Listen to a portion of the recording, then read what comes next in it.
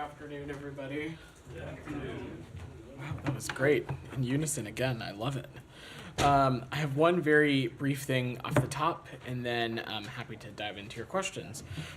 So, as many of you are tracking, Secretary Blinken is in Kyiv today. He just completed delivering remarks at Kyiv's Sikorsky Polytechnic University. There, he shared a very clear message to our partners in Ukraine that they are not alone. In fact, the United States has been by Ukraine's side from day one, and we will remain by Ukraine's side until its security, sovereignty, and ability to choose its own path is guaranteed. About 1 year ago, the Secretary spoke in Helsinki, and I know some of you were on that trip, about how Putin's aggression against Ukraine has proven to be a strategic failure for Russia.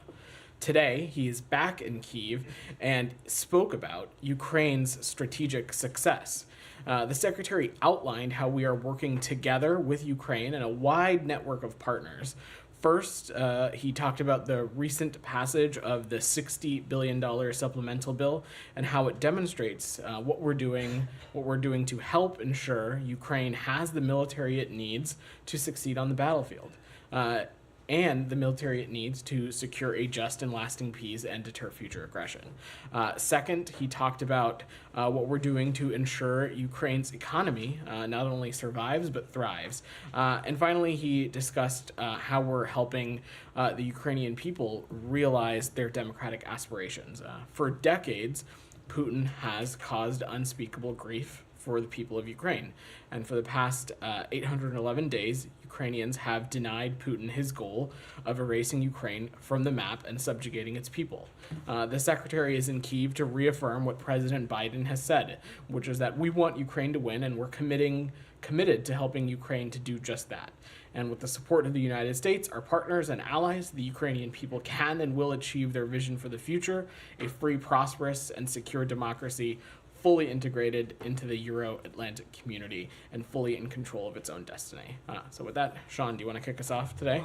Sure. First of all, you're exactly on time, starting soon, which is quite. I try to be punctual. So. Sure. Yeah. I'm sure there are lots of things we would ask about. Could I actually start on Georgia? Sure. I know there have been lots of statements over recent days about what's happening there, but the Parliament has actually pushed through the foreign influence law despite the mass protests and the warnings from the U.S. and the EU. Do you have any comment on that and how this would affect the relationship with the United States? So we are aware of the status of this legislation. We're continuing to watch closely about further developments in Georgia. Assistant Secretary Jim O'Brien is in Tbilisi. He's spent the day meeting with Georgian officials, and I imagine he'll have more to say after the conclusion of his engagements. But you heard me talk a little bit about this yesterday. More than 80% of the Georgian people want EU membership. We support that aspiration. We also know that the Georgian government has said it wants to join the EU and have a relationship with transatlantic organizations such as NATO. This is something that is consistent with Georgia's own constitution. But things like this legislation, they are inconsistent with that stated goal. So we value our relationship, that in partnership we have with Georgia, one that has existed for more than 30 years, and we would like to continue to deepen that collaboration. And there is still time to work collaboratively, but it's our point of view that the Georgian government needs to change course from the one that it's on. But again, I imagine Assistant Secretary O'Brien and others will have more to talk about their engagements. And just to clarify, that needs to change course. That means on this law specifically and more broadly as well. Right. So we have been clear that as it relates to this legislation, it is indicative of the kinds of things that we see in the Kremlin and elsewhere, legislation that targets civil society, legislation that targets media organizations, legislation that targets nonprofits. All of these things are not just inconsistent with the values that we have with the United States, but they're also inconsistent with the aspirations of the Georgian people. Just a follow-up very quickly. Sure. The briefing just ended in Tbilisi. James O'Brien just finished the briefing, and I don't think the purpose of his visit in Tbilisi was achieved based on what he said. He said, again, he reiterated himself that if this law moves forward against the European standards and norms, the relationship between Washington and Tbilisi will be under review. So I don't think the reason he was there was reached. He met with the member of the officials, he met the prime minister, he met the head of the parliament. When it comes to the actual internal mechanisms, there are no other mechanisms. The law is already passed at the parliament. So when you say that, do you really think that there's still room available for? They're not back in. So They one wanna of the retrieve things the law. Assistant Secretary O'Brien talked about was that if the law was revised, we have the opportunity to strengthen our partnership. So we continue to believe there are mechanisms and avenues that they can produce to make this law less inconsistent with the aspirations and values that they themselves are saying that they're committed to through their constitution and through their own public posturing. How much is the secretary, monitoring? How much is he aware of what's going on in Georgia? Is he? He is briefed? absolutely staying in close touch with the team in Tbilisi, as well as in close touch with Assistant Secretary O'Brien and others. Obviously, we can brief and keep in touch with the secretary lastly, as often as we need to. Thank you. But Yeah. very lastly, I know you don't preview any sanctions, Yeah. any measures, but however, can you provide any clarity on what is at stake? What type of mechanisms will be, putting forward? So I'm not going to preview any sanctions or actions that the United States government might take, but again, we have enjoyed a successful partnership and relationship with Georgia that has existed for more than 30 years, and we want to continue that work. And there is still time, in our opinion, to work collaboratively to do that. Thank you. Coming back. I'm going to come back on this topic. Same topic, yes. All right, Alex, I'm going to hold you to it. If you ask something off topic, I'm going to Yes, go thank you so somewhere much. else. Can you please confirm that Oligarch Ivanishvili refused to meet with Assistant Secretary O'Brien? And why? I'm just not going to speak to the specific scheduling of the assistant secretary. Obviously, when he was on the ground, he met with a number of Georgian officials. I'm sure he also engaged appropriately with other entities within Georgia, as well as appropriate consultations with our embassy. But I don't have his schedule more specifically than that. And do you have an update on the American citizens that have been arrested yesterday? I have no updates on that, Alex. We continue to be monitoring the situation. We're aware of some arrests and detentions of American citizens in light of some of the protests that we're seeing. Obviously, when an American citizen is detained anywhere, we do our best to request consular assistance and stand ready to provide all appropriate other assistance to any affected individuals. Given the fact itself that American citizens have been detained, do you have any call, any let's say warning to American citizens in Georgia that they are in danger? I don't have any updates to offer as it relates to travel advisory warnings as it relates to Georgia, Alex, which would be the mechanism by which we do that. Thank you. A couple more. Just to clarify a couple more things on the. I'll come back to you. I promise. thanks so much. Alex. I'll come back to the front row. Sean, anything else you had before we go to? I was going to change Daphne? topics unless you want to I was going to go to Gaza. Gaza. Go ahead, do it, sir. Okay. You said yesterday that you were aware of reports of U.S. citizens unable to leave Gaza. Do you have an update on how many and any progress on that? So I think specifically yesterday we were talking about the question as it relates to a group of American citizens who were doctors and medical professionals that have been stuck in Gaza since the closing of the Rafah border. So we're continuing to monitor that situation. We're aware of those reports. As I said yesterday, this isn't a border crossing that we control, but we are continuing to engage directly and actively with the governments of Israel, with the governments of Egypt, to advocate for their safe departure from Gaza. We believe that there is more that can be done here, and this is just another example of why it is so crucial and important that the Rafah border crossing be open, not just for the appropriate flow of humanitarian aid, but also for the safe departure for foreign nationals. I will also just want to use this opportunity to reiterate, our advice to U.S. citizens to heed our level 4 travel advisory warning as it relates to Gaza, given the fact that it is a region in armed conflict. The security environment within Gaza is extremely dangerous and volatile. And then on the aid, do you have an updated number on aid trucks getting into Gaza, and how much has Rafah being closed impacted that? So a couple things. First, I just want to say, as it relates to Rafah, the border crossing, we are continuing to do everything we can to ensure that the border crossing can be opened. Specifically, we're engaging with the governments of Israel, the governments of Egypt, to do so. When it comes to humanitarian aid, we are also specifically trying to do what we can to ensure that Kerem Shalom and other crossings are being utilized as a maximum throughput for some of this humanitarian aid. As it relates to aid that has been flowing this week, we've seen 50 trucks enter Gaza on May 12th.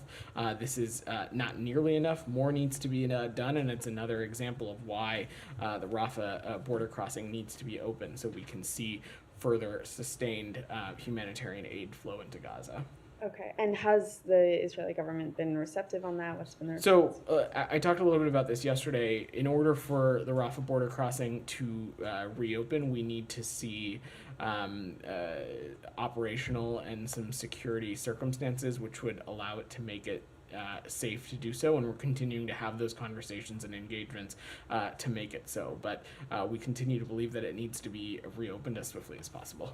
And then has the U.S. finalized a deal with the UN to distribute the aid from the pier in Gaza? And where in Gaza will the UN take possession of the aid? So as it relates to any role that the UN might play, I'd let my colleagues at the United Nations speak to that, and on the operational status of the JLOTs or the pier, I'll just let my Department of Defense colleagues speak to some of the operational updates. So you can't say if a deal's been reached. I don't have any updates for you on that. Back to Sure. John. Back in Gaza. Still in Gaza. The Qatari Prime Minister today, I'm sure you saw his comments, but he was quite downbeat on the prospects for further negotiations and was blaming Israeli actions and words going to Rafah. I mean, do you still believe that talks are possible? Do you think is diplomacy ongoing on this? So we continue to believe that a hostage deal is the best way to save the lives of the hostages, avoid a full-scale military operation where more than 1 million people are sheltering. And despite reports of the contrary, talks continue to be ongoing. And we're continuing to do everything we can to focus on getting these conversations done. Look, to take a step back, we've long said that a ceasefire that is coupled with a deal to release all hostages, one that is coupled with the additional flow of humanitarian aid, is something that can help create the space for additional diplomacy in the region. And when you say talks are ongoing, does that mean like in virtual form or? I'm just not going to speak to the specifics. Yeah. Could I ask you one other thing about Gaza? Sure. There's some attention yesterday's statements by the Deputy Secretary regarding Israel. He was speaking in Florida, Kurt Campbell, saying that that Israelis talk of sweeping victory in the battlefield, total victory. I don't think we believe that is likely or possible. Now, the day before, the Secretary Blinken, he said on one of the talk shows that that it's perhaps not possible for Israel to eliminate all of Hamas. Are they saying the same thing, or Deputy Secretary Campbell's remarks might have implied that perhaps there's not a possibility of victory in some form by Israel? Can you clarify what? So what Secretary Blinken and also Deputy Secretary Campbell are talking about, to take a bit of a step back, the president and this administration have been clear that the U.S. wants to see Hamas defeated, and we want to see justice delivered as it relates to the perpetrators of the October 7th terrorist attacks. There can be no equivocation on that. But while, of course, military pressure is necessary, it is not the only sufficient thing to fully defeat Hamas. If Israel's efforts are not accompanied by a political plan for the future of Gaza, for the future of the Palestinian people, the terrorists will keep coming back, and Israel will continue to remain under threat, and we will continue to find ourselves in this continued cycle of violence.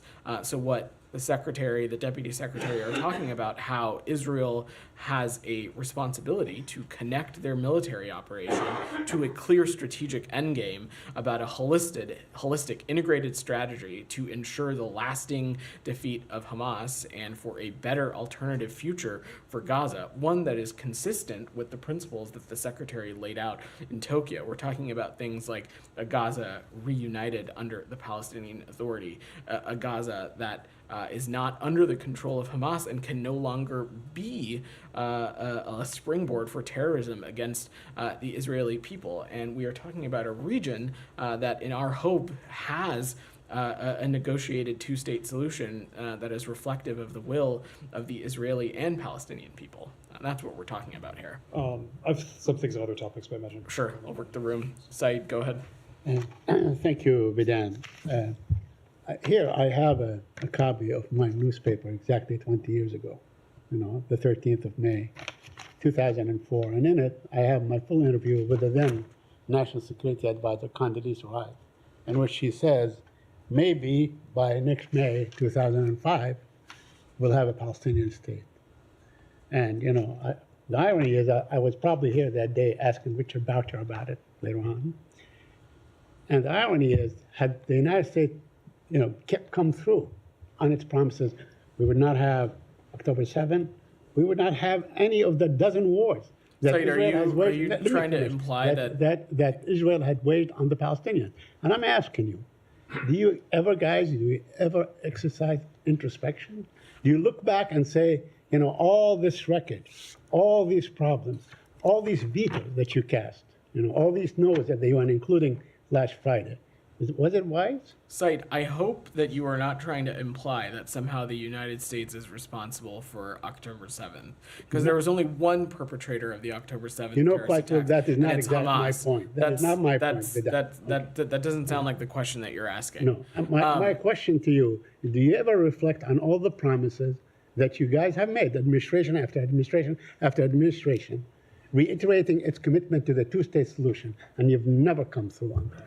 Do you ever reflect on that? That is my Said, question. we are working tirelessly to make it so. It is this exact reason that the secretary has been engaging in the shuttle diplomacy that he has, taking an unprecedented 7 trips to the region to engage directly with Israeli officials and others in the region on getting a ceasefire, on getting a hostage deal, on getting additional humanitarian aid, so we can get to a place where the conditions are created for some additional diplomacy to happen, to get us to a two-state solution, to get us a region that is reflective of the principles that the secretary laid out in Tokyo, to get us to a region that is not caught up in this same cycle of violence. Mm-hmm. Well, let me ask you a couple more questions, if you allow me. Yesterday you talked about human shields and how Hamas embeds itself and so on. Well, there's a report today or yesterday on how how Israel, the Israeli occupation army, used Palestinian teenagers as a human shield. I wonder if you're aware of the report and if you have any comment on that. So I've seen those reports, Said, and we're looking into these as well as other allegations. And you've heard me state repeatedly, and you've heard Matt and the secretary say it also, Israel and any country has an obligation to thoroughly investigate credible allegations of violations of international humanitarian law. I don't have any other updates on this specifically, though. Yeah, and lastly, yesterday somebody said something about the number of Palestinians dead and so on, and the United Nations came out and corrected that. I hope that you're aware of this report. So I've seen that, Said, and I will just echo what you heard me say yesterday, that the bigger issue here is that thousands of innocent civilians have been killed. Any number above 0 is heartbreaking, it's tragic, and it is reflective of more needing to be done to mitigate civilian harm. Nadia, go ahead. Thank you, Vedant. As we speak now, there's almost 400,000 people forced to leave their homes from Rafah with no shelter, no food, no fuel, and no safe place to go. So how could this be different than your insistence, the administration insistence, that we have to see a viable plan to evacuate people? Because you're doing it incrementally. What's the difference between moving 500,000 people as we speak today? We don't know if they're going to move more later on.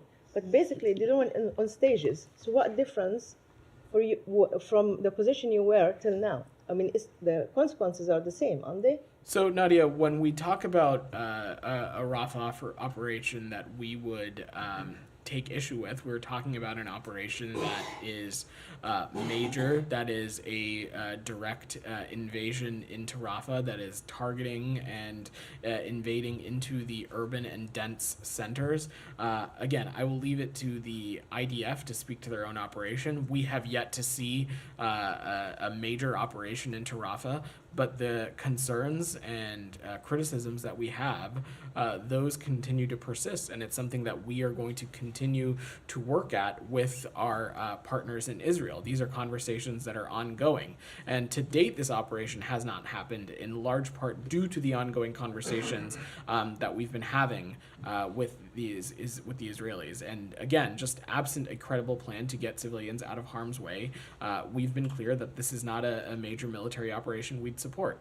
But isn't forcing 500,000 people to move, with forcing them to move out of Rafah to a nowhere, whereas nowhere is safe, isn't it by itself a violation of international law?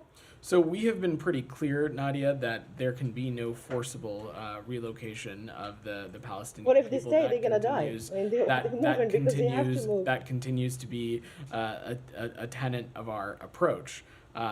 But ultimately, we do support efforts to support Israel's goal of dismantling Hamas. But like I said, we do not want to see a major operation into Rafah, and we have not seen one yet that we would take issue with. We're continuing to have those conversations with our partners in Israel, though. Okay, two quick questions. yeah, go ahead. On the UN worker who was killed yesterday, the UN said that they clearly communicated to Israel where they're moving, the exact movement, and yet one UN worker was killed.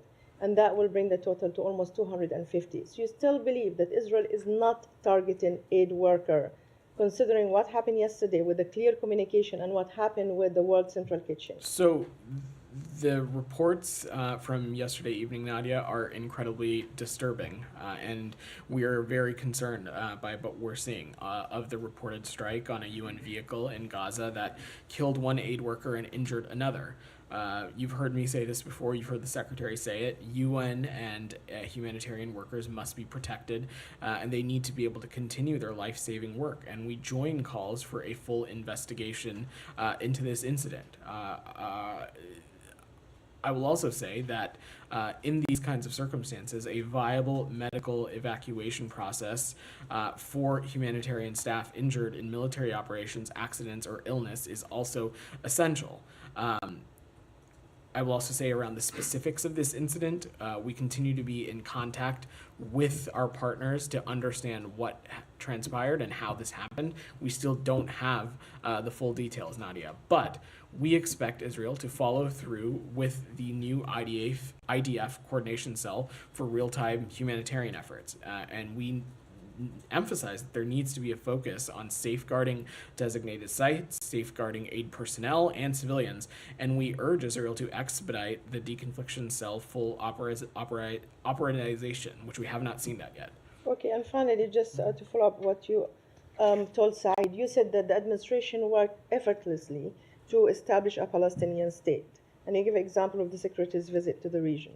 We are working. This is something we are towards it. working towards. Sure, It's something that working we towards remain that. deeply focused on, and has been something that I know is a goal of this Secretary's and a goal of this President's. I haven't answered my question Yeah. yet. So can you tell us before October 7, what exactly the administration did to make sure that the two-state solution is viable and they're working on it? Nadia, I'm happy to follow up with a clear list of actions that we've taken, but if you just want to look at the focus on this before October 7th, you've heard the Secretary talk about this previously before. Before the October 7th terrorist attacks, many of you are aware the Secretary was intending to go to the region. He had a trip scheduled to visit Israel, to visit the West Bank, to visit Saudi Arabia and some other countries to talk about these very issues, to talk about the issue of normalization, to talk about the issue of Israel's further integration in the region, one that we hoped could be coupled with a two-state solution, one that could be coupled with serious progress for the Palestinian people. Obviously, this brutal terrorist attack by Hamas on the Israeli people derailed some of those efforts in the immediate term. But that is something we continue to remain focused on, and that is why you saw the secretary almost 6 months ago in Tokyo lay out some clear principles of what the day after this conflict needs to look like and what we expect to see from our partners in Israel, from our partners in the Palestinian Authority, and other partners in the region. Yeah. Okay. Go ahead, DR. Actually, hold on, DR, before anything else on Gaza before we go away? Go ahead in the back. Would the United States consider an all-out attack on Rafah as being a strategic error by Israel? We would. We have not been. We have not parsed our words on the fact that a major ground operation into Rafah, one that does not address serious concerns of humanitarian aid, the serious concerns of more than 1 million people seeking refuge, and now we are seeing potential complications of the safe departure of foreign nationals. A plan that does not address these things, we would take serious concern with. But yet, we have yet to see any kind of major operation into Rafah. And we have Israeli politicians saying that they want to see Gaza being erased off the map. We have Israeli politicians saying that they're going to move back in and recolonize Gaza with the people of Gaza or not. Do you hear any echoes on that from language that you've used about other conflicts from that platform? So we have been pretty clear that that kind of rhetoric has really no place in the discourse as we talk about this region of the world. I will also say that some of those things, they are inconsistent with what our viewpoints and beliefs are for the day after this conflict. We are not for a reoccupation of Gaza by Israel. Ultimately, what we want to see is a Gaza that is reunited under the Palestinian Authority, a Gaza where Hamas is no longer a threat to the Israeli people, and a Gaza that can no longer be a springboard for terrorism, and that is what we are working towards. Rhetoric is simply that. It's rhetoric. It's a distraction, and sometimes the language and the verbiage and the word choice that is used is incredibly problematic. But that is not what we're focused on. We're focused on the facts, and we're focused on doing whatever we can to bring a conclusion to this conflict. Go ahead. Yeah, thank you for that. In light of President Biden's decision last week to halt needed munitions to Israel, what are President Biden's reasons for criticizing Israel, our most important ally in the Middle East, for their use of munitions in their war with Hamas in Gaza, but not criticizing Ukraine for their use of munitions in their war with Russia? And a couple of quick follow-ups. I'm sorry, I didn't fully understand that. What exactly are you asking? The issue is dealing with Hamas and Iran as a greatest threat, and I just was wanting to know about the concern that many people have about the criticism of Israel. So it is fully legitimate for the United States to be concerned about the use of certain security assets of ours in an urban and dense setting. It's as simple as that. That does not mean we do not support efforts to defeat Hamas. That does not mean we don't want to see Hamas being held accountable. But in the midst of all that, we also believe strongly that every step possible needs to be taken to minimize civilian casualties, and it is fully reasonable for the United States to feel strongly, and you heard me talk about this before, you heard the National Security Advisor say it yesterday, have concerns about certain security systems being used in dense and urban settings. And I will just say again that there is no comparison between Hamas and the security forces of Ukraine, and to even try and make that comparison is unacceptable. I will also just say that the government of Ukraine, the security forces of Ukraine, did not commit or unleash a terrorist attack on Russian forces. Okay, a couple of quick follow-ups. Does President Biden believe that halting munitions to Israel will make it more likely for Hamas to stay in power in Gaza? And what is President Biden's response to the exaggerated Gaza death statistics provided by Hamas? So first, we have been pretty clear that we believe a major operation into Rafah will not is not beneficial towards Israel's security, and it is not beneficial towards the ultimate goal of defeating Hamas. The secretary was pretty clear about that this past weekend. We support efforts to defeat Hamas, but we continue to be in consultations with our partners in Israel about alternative ways to do that, including into Rafah. And I'm sorry, I didn't catch. What about President Biden's response to the exaggerated Gaza death statistics provided by Hamas? I know that earlier you had made a comment here about there's a question about Hamas inflating their statistics. Let me just be pretty clear about this. This has come up a couple times today that the facts on the ground are pretty clear. Tens of thousands of innocent civilians have lost their lives, and any number above zero is tragic, problematic, heartbreaking, and indicative of the fact that more needs to be done to protect civilians in Gaza. It is also true that we are dealing with a belligerent Hamas that has a track record of co-locating itself and embedding itself within civilian infrastructure.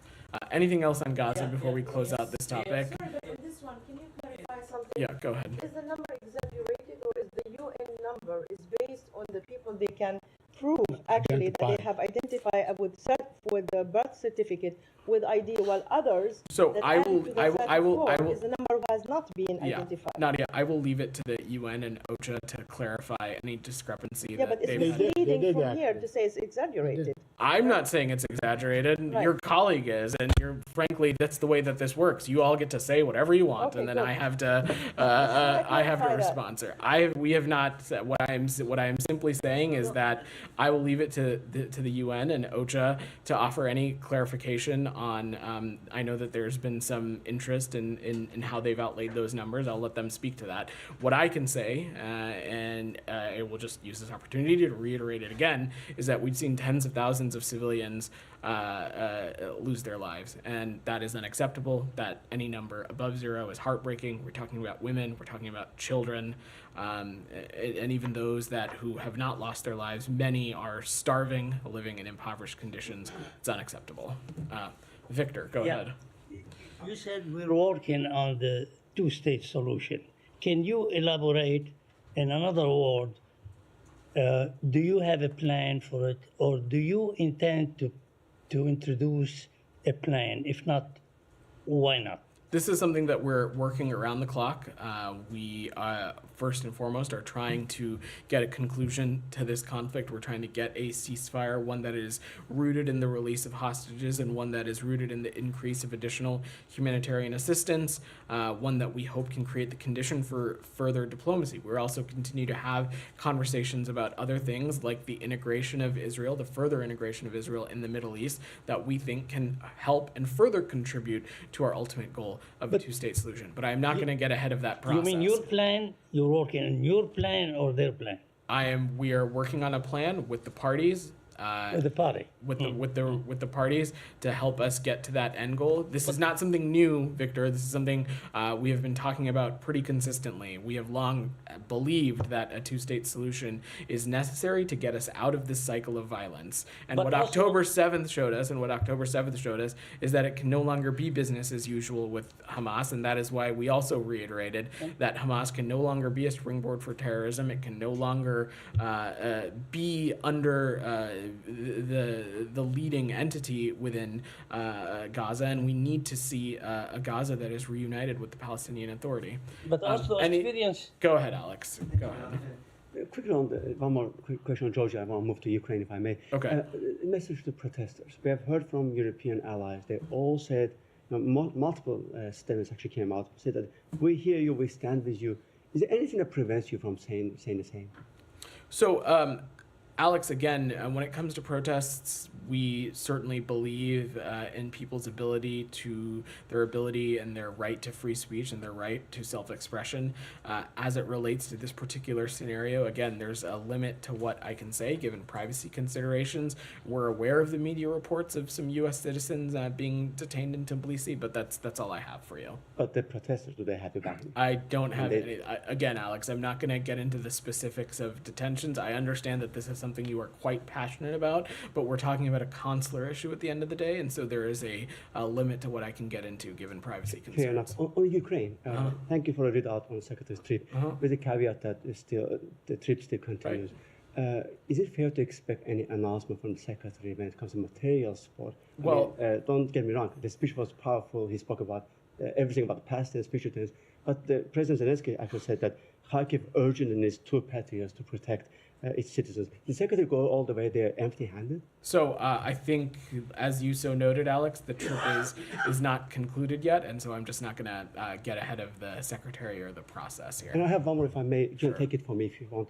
It's about Kakhovka Dam. The Secretary made a speech, and he mentioned Russia, that as caused the damage.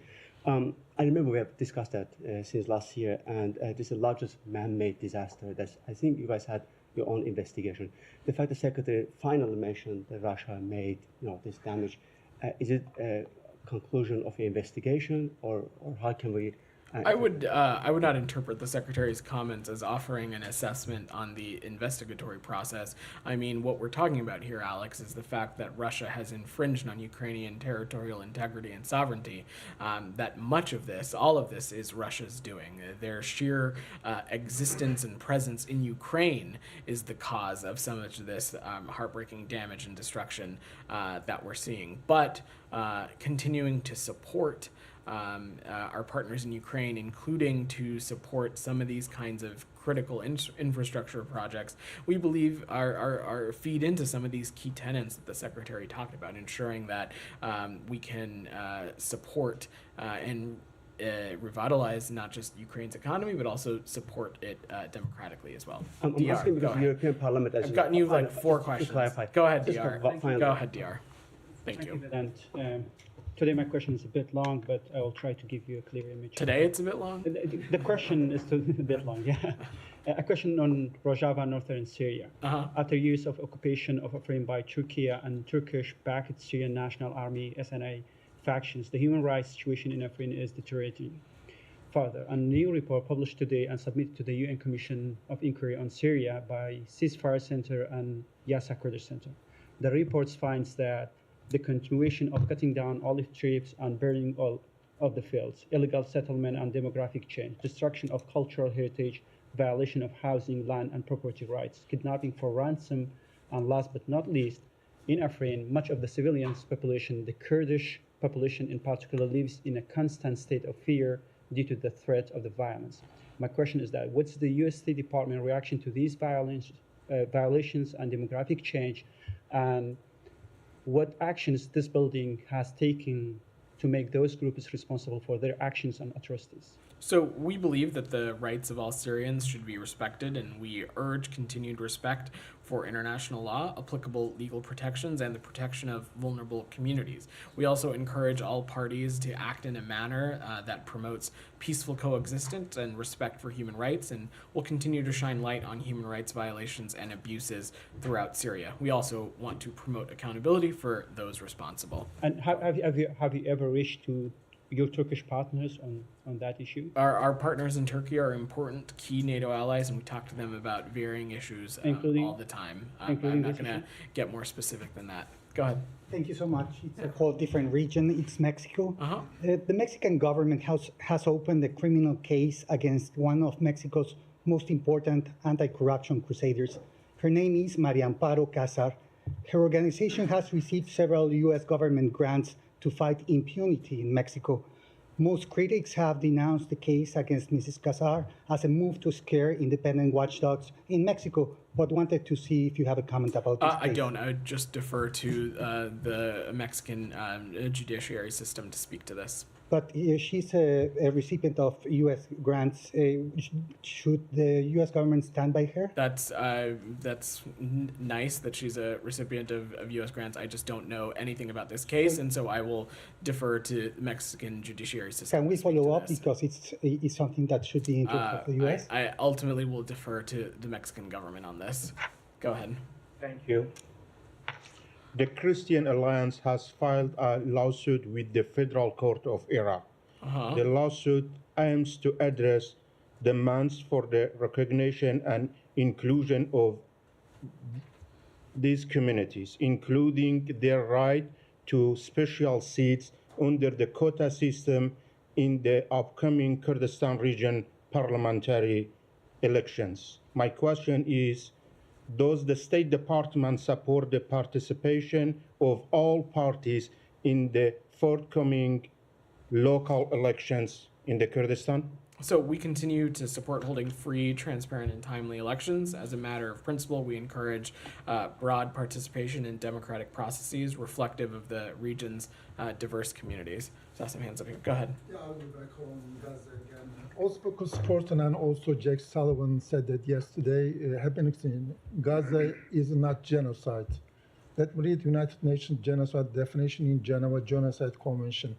Genocide is a crime committed with the intent to destroy a national, ethnic, racial, or religious group in whole or in part. According to the definition of UN genocide and reports, happenings seems as a genocide. How could United Nations reports and international society convince you about genocide? Because until now, 15,000 babies and children killed in Gaza. So I will echo what the Secretary, myself, Matt, National Security Advisor Sullivan has said. We continue to believe that we are not seeing genocide in Gaza. And I talked a little bit about this on Monday as it relates to the National Security Memorandum, so I will echo again. We have not seen any direct indication of Israel intentionally targeting civilians. What we are talking about, though, is more steps can be done to further mitigate civilian harm. And as I said on Monday, it's reasonable to assess that there have been instances in which Israel has not met its obligation of international humanitarian law, and more needs to be done there. And we will continue to assess those matters through the tools that we have at our disposal. But we have not seen efforts or any indication of intentionally targeting civilians. I will follow up because you will say that you will wait international law decision. But there's a different example. 2 years ago, this is CNN News, the Biden called genocide for Russia after 2 months of start of the war. What is differences? I talked a little bit about. Do you think this is the contradictions for the United States? It's not a contradiction. We're talking about two very different circumstances. We're talking about very different entities and interlocutors in this. Let's just. I spoke a little bit about this yesterday, but I'm happy to reiterate it again. First, let's talk about our partners in Ukraine. Ukraine did not launch a terrorist attack onto the Russian Federation. Separately, it is apparent that the Russian Federation has committed atrocities. We've seen that in a number of lines of efforts, most specifically in the forced relocation of Ukrainian children. Also, the Russian Federation has not, in this conflict, has not ever proven to be an entity in which it has the ability to police itself and to hold itself accountable. Let's talk about Israel for a second. Israel was the victim of a major terrorist attack on October 7th and is undertaking an operation to defend itself and to bring those terrorists to justice. Also, it is a country that has lines of efforts within its own system to hold perpetrators and violators of international humanitarian law accountable. And it is doing so. And we made that clear in our national security memorandum. So these are some of the key differences. I recognize that it is easy to draw a comparison to the conflict in Ukraine, but respectfully, it is just not on the level. Go ahead. Thank you for that.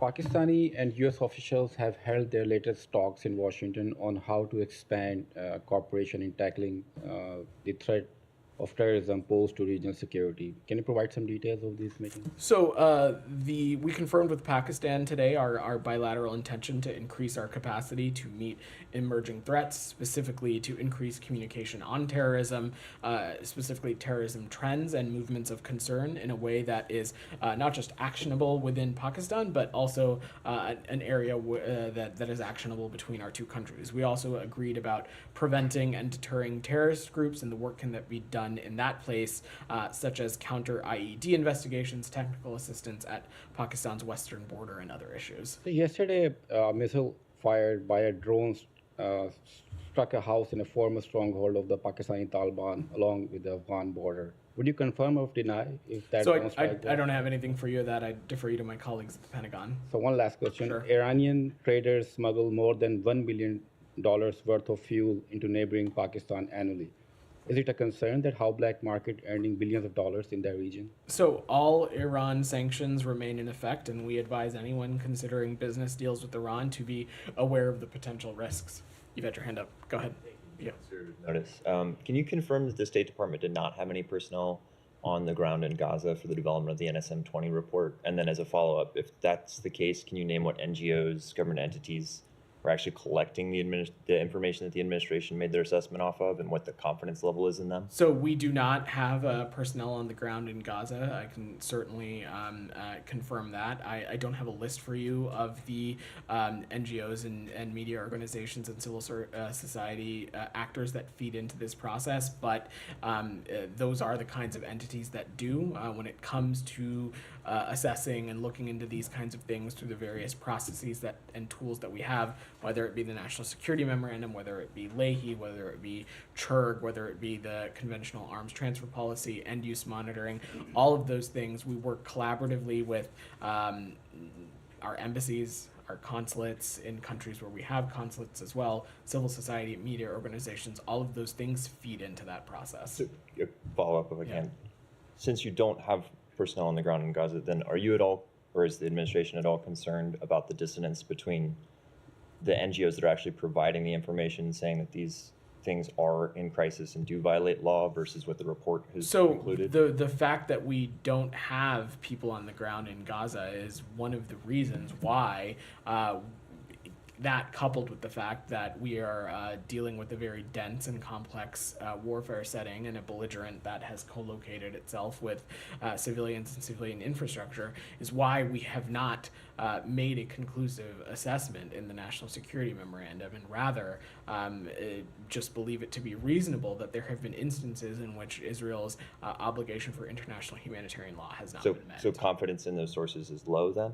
The confidence in those sources is adjudicated through those processes, and those processes then output into the various tools that we have. I'm not going to paint a broad brushstroke about whether every single source is accurate or confident or not. That's certainly not the case, but that is why we have a process for these things, for people to report, input things that they see, that they have concern, and then we have these various processes, including this newly National Security Memorandum, to look into these various issues. Go ahead. Thank you. The new president of North Macedonia refuses to honor the Prespa agreement and to use the new name of the country. As you know, President Biden has signed an executive order which lists the obstruction of the Prespa agreement as a sanctionable offense. Can you please clarify whether the rhetoric of elected officials who refuse to use the proper name of the country meets the threshold for the sanctions that are listed in this executive order? So we're firmly committed to the Prespa agreement and North Macedonia's Euro-Atlantic integration. A new government is formed and a prime minister selected. As a new government is formed and a prime minister selected, we will continue to reinforce the importance of adherence to international agreements and the benefits of full membership in the European Union. Sean, I saw your hand go up. Go ahead. Sure. Can I go to Africa? Sure. Two things. Niger. Yeah. The junta's prime minister gave an interview to the Washington Post in which he blamed a visit by Assistant Secretary Fee for the for the decision to boot out U.S. troops, saying that she made threats about Niger's relationship with Iran and Russia and called that unacceptable. Do you dispute the characterization of this? Do you have any comment? So I'm not going to get into the specifics of our diplomatic deliberative conversations, Sean, but what I can say is that the CNSP was presented with a choice based on mutual interest about whether it wished to continue its security partnership with us, a choice that was rooted in our belief of democratic principles and what was in our national security interest. And this message that was conveyed, it was a coordinated U.S. government position, and it was in response to very valid concerns about the unfolding situation in Niger. And after discussions with the CNSP about our concerns and its own, we have not been able to come to an understanding that would allow the United States to maintain its military presence in Niger. And we're currently working with the CNSP to withdraw U.S. forces in an orderly and responsible fashion. Do you have a timeline for that, or are there any U.S. visits?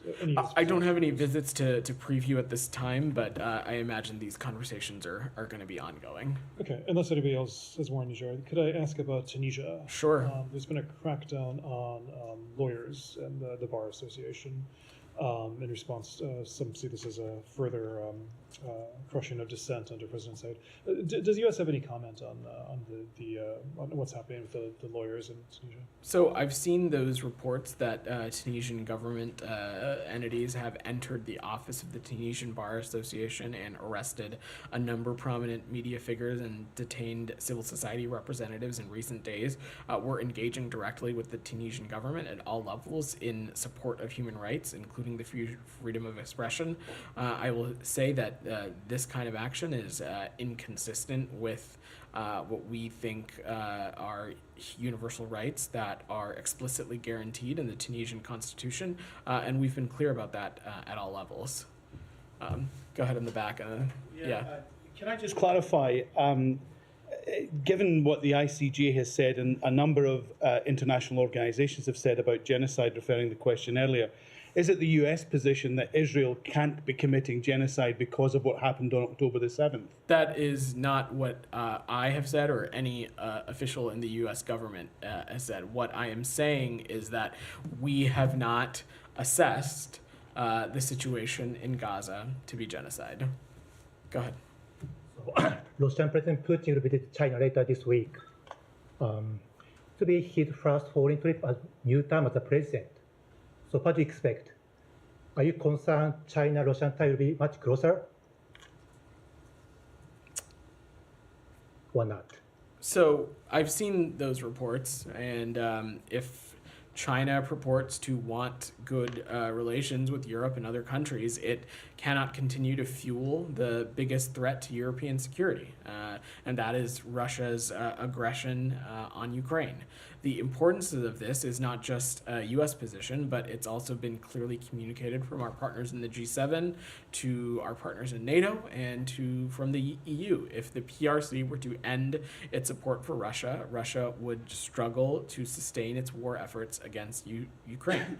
And no country should give Putin a platform to promote his war of aggression against Ukraine. We cannot return to business as usual or turn a blind eye to the clear violations of international law that Russia has committed. All right. Thanks, everybody. Thank you.